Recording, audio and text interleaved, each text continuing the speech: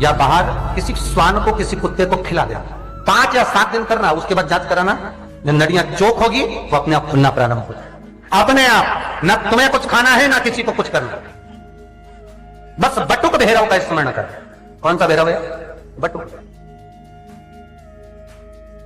मेरा निवेदन रहे महाराज, जिन बच्चों के नयन कमजोर हों और जो शिवरात्रि तक भी शहद का इंतजाम ना करते हों, बच्चों के नयन कमजोर हो गए हों, चश्मा चढ़ रहा हो, चश्मा लग रहा हो, उन बच्चों के लिए भी भैरव मंदिर में तेल का दिया लगाकर, उसकी काजल बनाकर, काल भैरव का स्मरण कर कर, उसमें घी मिलाकर, भैरव बाबा के नयन बिंदु को लगाकर वही काजल बच्चों की आंख में लगाना प्रारंभ कर दीजिए।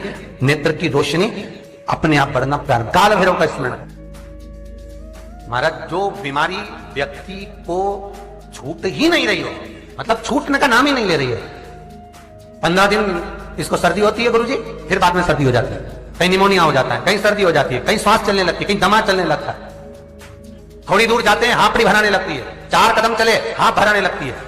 उस व्यक्ति के लिए मात्र बटुक भैरव के मंदिर में 7 कटोरी में या दिए में तिल्ली का तेल भरकर रखकर आ जाएं।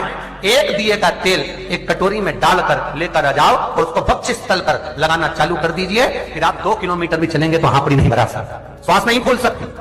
पर बटुक भैरव का स्मरण केवल अष्टमी को होता है, और वो भी शुक्ल पक्ष की अष्टमी, थोड़ी सी भी शुक्ल पक्ष की अष्टमी को आप कर सकते। बटुक भैरव तो कहते काल भैरव से भी प्रकट प्रबलता जिसमें आ सकती है वो बटुक भैरव।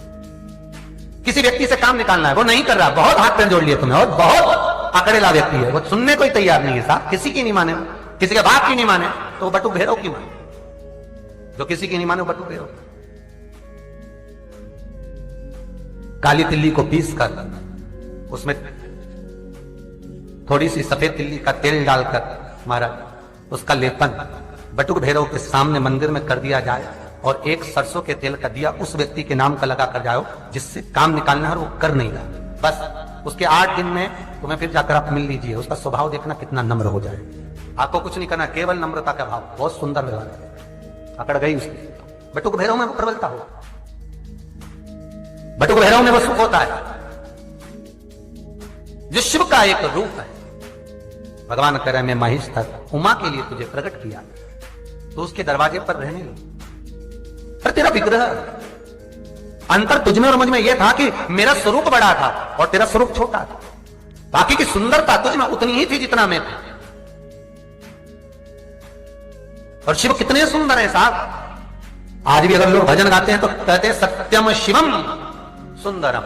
तो कोई भजन में ऐसे ही नहीं लिख देता कि सत्यम शिवम सुंदरम, कोई ने भजन में ऐसे ही नहीं लिख दिया मीठे रस से भरोड़ी राधा, अरे बोलो तो रानी लागे, तो कोई ऐसे ही लिख देगा क्या कि मीठे रस से भरी राधा रानी लागे सत्यम शिवम सुंदरम। अरे भाई, भजन में भी सार्थक होता है। अगर राधा जी के लिए भजन गाया कि मीठे रस से भरोड़ी राधा रानी लागे, तो मतलब उसके पीछे प्रसंग है। और कौन सा प्रसंग है कि वो एक बार रुक्मणी जी ने भगवान कृष्ण से कहा कि मैं सर्वाधिक सुंदर, सतभामा कहती मैं सुंदर, और कृष्ण के मुख से निकल गया तुम काहे की सुंदर, सुंदर तो राधा है, तुम तो उसके पांव की धूल नहीं लगो। राधा इतनी सुंदर, हाँ, तो हम देखना चाहेंगे। भगवान ने पत्र लिख दिया, राधा को बुलाने के लिए द्वारपाल को भेजा, जाओ ग्राम छाता पहुंचो। द्वारपाल गए राधा जी के गांव, तो पत्र जो था वो राधा के हाथ में तो नहीं लगा, पर राधा के पति के हाथ में लग गया, अनघोष लिया। और राधा जी के पति ने जब पत्र लिया, उस पत्र को अनघोष ने जब पढ़ा, पढ़ते से अनघोष अपनी माता जटिला के पास गया, मां ये कृष्ण ने पत्र भेजा है जिसका नाम राधा नित्य प्रति जपती है, और कृष्ण राधा को बुला रहे हैं।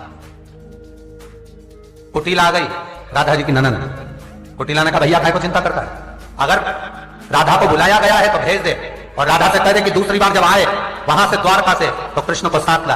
अनघोष ने पूछा उससे क्या होगा, और अगर मैंने राधा को भेज दिया और राधा उसी की हो गई तो तू तो भेज और कृष्ण को लेकर आए, कृष्ण हमारे यहां भोजन करे।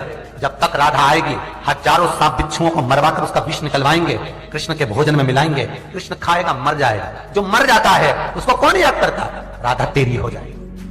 भेजो राधा, भेज।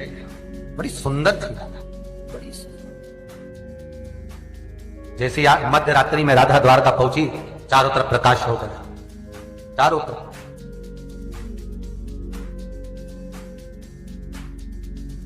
प्रकाश, चारों तरफ। जो चैनल है उसको सब्सक्राइब करना है आपको। उसका एक कारण है, जो उपाय हम लोग कथा के माध्यम से बताते हैं, ये उपाय आपको YouTube के माध्यम से आपके मोबाइल पर पहुंच जाए। रुक्मणी जी को मालूम पड़ा कि कोई ब्रज की गोपी आई है, बड़ी सुंदर है। रुक्मणी जी ने झरोखे में से झांका, है तुम हमसे ज्यादा सुंदर। रुक्मणी जी का हृदय जल गया, ये मुझसे ज्यादा सुंदर है तो इसको कृष्ण के पास नहीं जाने दूंगे। गई चांदी के गिलास में दूध भर के ले गई, राधा जी को दिया, तुम पियो, आराम करो, कल कृष्ण से मिलना। मुझे तो अभी मिलना है, नहीं कल। ले दूध जैसे ही मुख में लिया राधा जी ने, दूध इतना गर्म था, राधा का मुख जल गया, छाले पड़ गए। रुक्मणी प्रसन्न हो गई कि इसका मुंह